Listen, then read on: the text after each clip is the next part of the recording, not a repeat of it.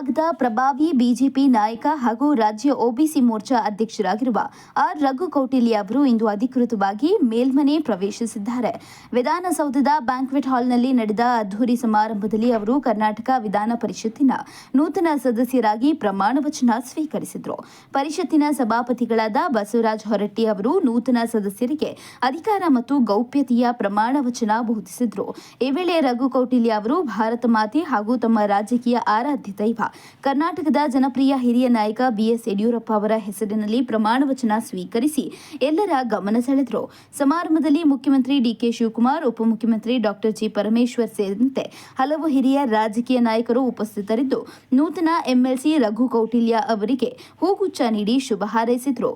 ತಳಮಟ್ಟದ ಸಾಮಾನ್ಯ ಕಾರ್ಯಕರ್ತನಾಗಿ ಪಕ್ಷದಲ್ಲಿ ಗುರುತಿಸಿಕೊಂಡಿದ್ದ ರಘು ಕೌಟಿಲ್ಯ ಅವರಿಗೆ ಈ ಉನ್ನತ ಸ್ಥಾನ ಸಿಗಲು ಬಿಜೆಪಿಯ ಉನ್ನತ ನಾಯಕತ್ವವೇ ಕಾರಣ ಎಂದು ಹೇಳಲಾಗಿದೆ. ರಾಜ್ಯದಲ್ಲಿ ಬಿಜೆಪಿಯನ್ನ ಕಟ್ಟಿ ಬೆಳೆಸಿದ ಧೀಮಂತ ನಾಯಕ, ರೈತ ನಾಯಕ ಬಿಎಸ್ ಯಡಿಯೂರಪ್ಪ ಹಾಗೂ ಪಕ್ಷಕ್ಕೆ ಹೊಸ ಚೈತನ್ಯ ತುಂಬಿ ಯುವ ಶಕ್ತಿಯಲ್ಲಿ ಮುನ್ನಡೆಸುತ್ತಿರುವ ರಾಜ್ಯ ಬಿಜೆಪಿ ಅಧ್ಯಕ್ಷ ಬಿವೈ ವಿಜಯೇಂದ್ರ ಅವರ ಸಮರ್ಥ ಮಾರ್ಗದರ್ಶನದಿಂದಾಗಿ ಇಂದು ರಘು ಕೌಟಿಲ್ಯ ಅವರು ಮೇಲ್ಮನೆ ಪ್ರವೇಶಿಸುವಂತಾಗಿದೆ. ಚುನಾವಣೆಯಲ್ಲಿ ಭರ್ಜರಿ ಜಯಬೇರಿ ಬಾರಿಸಿದ ನಂತರ ಮಾತನಾಡಿದ ರಘು ಕೌಟಿಲ್ಯ, ಪಕ್ಷದ ಹಿರಿಯರಾದ ಯಡಿಯೂರಪ್ಪನವರು ಹಾಗೂ ಯುವ ಸಾರಥಿ ವಿಜಯೇಂದ್ರ ಅವರು ನನ್ನ ಮೇಲಿಟ್ಟ ನಂಬಿಕೆಯನ್ನು ಉಳಿಸಿಕೊಳ್ಳುತ್ತೇನೆ. ಹಿಂದುಳಿದ ವರ್ಗಗಳ ಧ್ವನಿಯಾಗಿ ನಾನು ಮೇಲ್ಮನೆಯಲ್ಲಿ ಶ್ರಮಿಸುತ್ತೇನೆ ಎಂದು ತಮ್ಮ ನಾಯಕರಿಗೆ ಕೃತಜ್ಞತೆ ಸಲ್ಲಿಸಿದ್ದಾರೆ.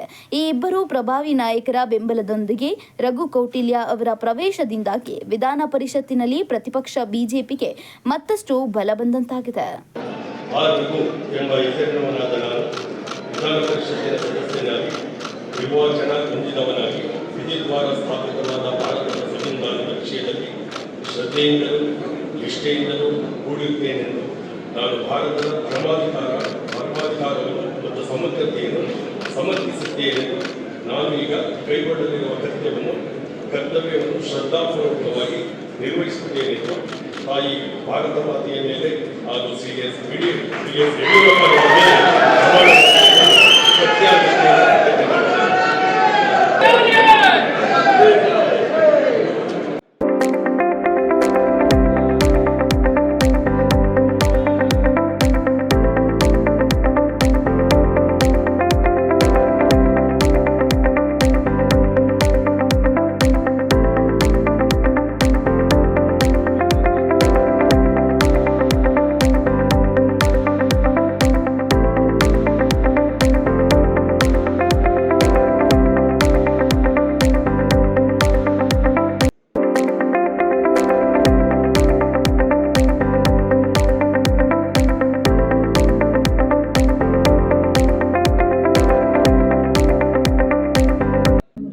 ಎಲ್ಲ ತಮ್ಮ ಅಭಿಮಾನಿಗಳು ಬಂದಿದ್ರಿ ಇವತ್ತು ಪ್ರಮಾಣ ವಚನ ಕಾರ್ಯಕ್ರಮಕ್ಕೆ.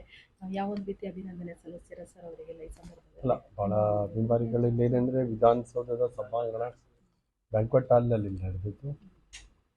ಸೊ ತುಂಬ ಜನಕ್ಕೆ ಅಲ್ಲಿ ಒಳಗಡೆ ಬರಲಿಕ್ಕೆ ಆಗದೇ ಇರೋದ್ರಿಂದ ಭಾಳ ನಿರ್ದಿಷ್ಟ ಆಹ್ವಾನದ ಮೇರೆಗೆ ಬಂದಿದ್ರು. ಸೊ ಹಾಗಾಗಿ ಇಡೀ ರಾಜ್ಯಾದ್ಯಂತ ಗೊತ್ತಿದ್ರೆ ಭಾಳ ದೊಡ್ಡ ಸಂಖ್ಯೆಯಲ್ಲಿ ಬರ್ತಿದ್ರು. ಆಯ್ದ ಪ್ರಮುಖರೆಲ್ಲ ಬಂದು ಇವತ್ತು ನನಗೆ ಅಭಿನಂದನೆ ಮಾಡಿದ್ದಾರೆ. ಪ್ರಾರಂಭಿಕ ದಿನದಿಂದ ಭಾರತೀಯ ಜನತಾ ಪಾರ್ಟಿ ತನ್ನ ಅಭ್ಯರ್ಥಿಯನ್ನಾಗಿ ನನ್ನ ಹೆಸರನ್ನು ಘೋಷಣೆ ಮಾಡಿದ ದಿನದಿಂದ ಚುನಾವಣೆ ದಿನಾಂಕ, ಚುನಾವಣೆಯಲ್ಲಿ ಫಲಿತಾಂಶ ಆದಮೇಲೆ ಈಗ ಪ್ರಮಾಣ ವಚನದವರೆಗೂ ಕೂಡ ನಮ್ಮನ್ನ ಪ್ರೀತಿಯಿಂದ ಅಭಿನಂದಿಸ್ತಾನೆ ಇದ್ದಾರೆ, ಸಡಗರ ಪಡ್ತಿದ್ದಾರೆ, ಸಂಭ್ರಮ ಪಡ್ತಿದ್ದಾರೆ. ಅವ್ರ ಮನೆಯಲ್ಲೇ ಒಬ್ಬರು MLC ಆಗವರು ಎನ್ನುವಷ್ಟು ಸಡಗರ ಪಟ್ಟು ಭಾಳ ದೂರದಿಂದ ಬಂದಿದ್ದಾರೆ. ಸೊ ನನಗೆ ಯಾವ ರೀತಿ ಅವರಿಗೆ ಕೃತಜ್ಞತೆ ಇರಬೇಕು, ಅವ್ರ ಪ್ರೀತಿ ಋಣ ಹೇಗೆ ತೀರಿಸ್ಬೇಕಂತ ಗೊತ್ತಿಲ್ಲ. ಮುಂದಿನ 6 ವರ್ಷದ ನನ್ನ ಶಾಸಕತ್ವದ ಅವಧಿಯಲ್ಲಿ ಪ್ರಾಮಾಣಿಕವಾಗಿ ನಮ್ಮ ಜನರ, ವಿಶೇಷವಾಗಿ ಕಾಯಕ ಸಮುದಾಯಗಳ ಜನರ ಭಾವನೆಗಳು, ಅವರ ನಿರೀಕ್ಷೆಗಳು, ಅವರಿಗೆ ಏನೆಲ್ಲ ಸವಲತ್ತುಗಳು ಮತ್ತು ಅವ್ರನ್ನ ಯಾವ ರೀತಿ ಬೆಂಬಲಿಸಬೇಕು, ಅವ್ರಿಗೆ ಯೋಜನೆಗಳನ್ನ ಹೇಗೆ ತಲುಪಿಸ್ಬೇಕು, ಅವರ ನಿರೀಕ್ಷೆಗಳನ್ನು ಹೇಗೆ ತಲುಪಬೇಕು ಅನ್ನೋ ನಿಟ್ಟಿನಲ್ಲಿ ನಾನು ಪ್ರಾಮಾಣಿಕವಾಗಿ ಅವರ ಮನೆ ಮಗನಾಗಿ ನಾನು ಸ್ಪಂದಿಸ್ತೇನೆ ಅಂತಕ್ಕಂಥ ಒಂದು ಭರವಸೆಯನ್ನು ಈ ಸಂದರ್ಭದಲ್ಲಿ ಹೇಳಿ ಬಯಸ್ತೀನಿ. ಸರ್, ತಮಗೆ ಸಹಕಾರ ಕೊಟ್ಟಂಥ ಶಾಸಕರಿಗೆ ಮತ್ತು ವಿಜೇಂದ್ರ ಸರ್ಗೆ, ವಿಶೇಷವಾಗಿ ನನ್ನ ಗೆಲುವಿಗೆ ಕಾರಣಕರ್ತರಾದಂಥ ನನ್ನೆಲ್ಲ ನಮ್ಮ ಪಕ್ಷದ ಶಾಸಕ ಬಂಧುಗಳಿಗೆ ಮತ್ತು ವಿಶೇಷವಾಗಿ ನಮ್ಮ ವರಿಷ್ಠರಿಗೆ, ನಮ್ಮ ರಾಜ್ಯಾಧ್ಯಕ್ಷರಾದ ವಿಜೇಂದ್ರ ಅವರಿಗೆ, ಮತ್ತು ಹಿರಿಯರಾದಂಥ ಯಡಿಯೂರಪ್ಪನವ್ರಿಗೆ, ನಮ್ಮ ವರಿಷ್ಠರಾದ ಪ್ರಧಾನಮಂತ್ರಿಗಳನ್ನು ಅತ್ಯಂತ ಭಕ್ತಿಪೂರ್ವಕವಾಗಿ ಸ್ಮರಣೆ ಮಾಡಿ ಅವ್ರನ್ನ ನಮಸ್ಕಾರ ತಿಳಿಸ್ತಾ ನಮ್ಮ ರಾಷ್ಟ್ರೀಯ ಅಧ್ಯಕ್ಷರು ನಿತಿನ್ ನಬೀನ್ರವರು, ರಾಷ್ಟ್ರೀಯ ಪ್ರಧಾನ ಕಾರ್ಯದರ್ಶಿಗಳಾದಂಥ ಸಂತೋಷ್ಜಿಯವರು, ನಮ್ಮ ಉಸ್ತುವಾರಿಗಳಾದಂಥ ರಾಧಾಮೋಹನ್ ರಾವರು, ಮತ್ತು ನಮ್ಮ ಕೋರ್ ಕಮಿಟಿಯ ಎಲ್ಲ ಹಿರಿಯ ಸದಸ್ಯರುಗಳು, ಆರ್ ಅಶೋಕ್ ಅವರು, ವಿಧಾನಸಭೆಯ ವಿರೋಧ ಪಕ್ಷದ ನಾಯಕರು, ವಿಧಾನ ಪರಿಷತ್ತಿನ ವಿರೋಧ ಪಕ್ಷದ ನಾಯಕರಾದ ಚಲವಾದಿ ನಾರಾಯಣಸ್ವಾಮಿ ಅವರು, ಸಂಸದರು, ಮಾಜಿ ಮುಖ್ಯಮಂತ್ರಿಗಳಾದಂಥ ಬಸವರಾಜ ಬೊಮ್ಮಾಯಿ ಅವರು, ಸಂಸದರು, ಮಾಜಿ ಉಪಮುಖ್ಯಮಂತ್ರಿಗಳು ಗೋವಿಂದ ಕಾರಜೋಳರವರು, ನಳಿನ್ ಕುಮಾರ್ ಕಟೀಲ್ರವರು, ಸಿ.ಟಿ. ರವಿ ಅವರು, ಹೀಗೆ ಅನೇಕ ಪ್ರಮುಖರು, ಯಾರ ಹೆಸರನ್ನ ಹೇಳಿದ್ರು ಯಾರ ಹೆಸರನ್ನು ಬಿಡೋಕ್ಕಾಗಲ್ಲ, ಎಲ್ಲರೂ ನಿಂತು ನನಗೆ ಆಶೀರ್ವಾದ ಮಾಡಿದ್ದಾರೆ. ಇವತ್ತು ಕೂಡ ಸಿ.ಟಿ. ರವಿ ಅವರು, ಚಲವಾದಿ ನಾರಾಯಣಸ್ವಾಮಿ ಅವರು, ರವಿಕುಮಾರ್ ಅವರು ಬಂದಿದ್ದರು, ನಮ್ಮ ಪಕ್ಷದ ಅನೇಕ ಪ್ರಮುಖರು ಬಂದಿದ್ದರು. ಒಂದು ಸಡಗರ ಮತ್ತು ಒಂದು ಸಾಂವಿಧಾನಿಕವಾದಂಥ ವ್ಯವಸ್ಥೆಯಲ್ಲಿ ಶಾಸಕನಾಗಿ ನಾನು ವಿಧಾನಸೌಧವನ್ನು ಪ್ರವೇಶ ಮಾಡ್ತಾ ಇರ್ತಕ್ಕಂಥದ್ದು. ವಿಧಾನ ಪರಿಷತ್ತಲ್ಲಿ ನಾನು ಪ್ರವೇಶ ಮಾಡಿ ಸದನದ ಒಳಗೆ ಮತ್ತು ಹೊರಗೆ ಜನರ ಪರವಾಗಿ ಹೋರಾಟ ಮಾಡುವಂಥ ಒಂದು ಪವಿತ್ರವಾದಂಥ ಸಾಂವಿಧಾನಿಕ ಶಕ್ತಿ ಇರ್ತಕ್ಕಂಥ ಒಂದು ಅವಕಾಶ ನನಗೆ ಸಲ್ಲಿರ್ತಕ್ಕಂಥದ್ದು ಬಹುಶಃ ಪೂರ್ವಜನ್ಮದ ಸುಕೃತ, ಬಹುಶಃ ನನ್ನ ಸೌಭಾಗ್ಯ ಅಂತ ಭಾವಿಸಿದ್ದೇನೆ.